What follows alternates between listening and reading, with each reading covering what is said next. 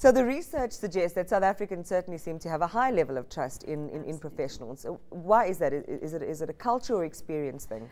Iman, I think being careful to differentiate between the different professions. We surveyed 30 that were similar across the 25 countries that we surveyed. If you look at things like politicians, for example, or policemen, in the specific countries, they don't have a very good reputation. As a result, the trust levels are very low.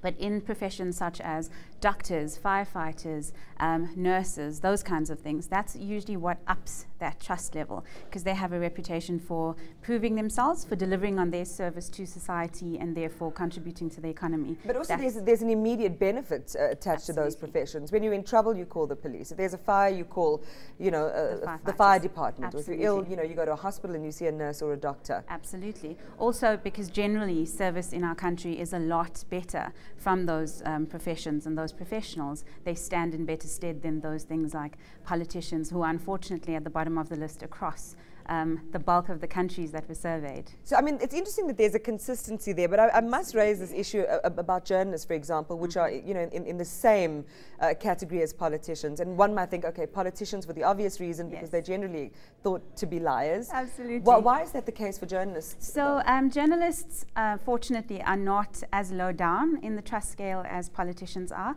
I think in a lot of the countries we survey, journalists are taking a little bit of heat as a result of not conveying what's going on either accurately or almost putting a subjective slant on what's happening in the world or in those particular countries. So they aren't as low down in terms of how the public perceives them, but they could definitely go higher up in terms of reporting things more accurately, removing subjectivity. Not in all the countries, of course, but there are countries where journalists are almost mandated to do things a certain way or not. I mean, it's interesting, in Kenya, for example, television hosts and journalists score in the upper 70s. Yes, I think the trust scale. Absolutely. So just to put it into context, the scales weren't that drastic. So when I say politicians are lower down, I don't mean they were in the 0 percentiles. I mean that they were in the 50s, whereas doctors were in the 80s upwards. So the percentage scale is not as drastic as it may sound when we put them in terms of positions. But in Kenya, for example, you'll see that journalism, it's a lot more direct, it's a lot less governed, as it can be in other particular countries like Indonesia, for example, where things are more or stricter, are more governed, are more rules kind of enforced. So, how far can we trust a survey like this when there are so many subjective conditions within the research countries? Absolutely. So because they are varied, the report itself is a 92-page document, and I can only give you 5 minutes of that.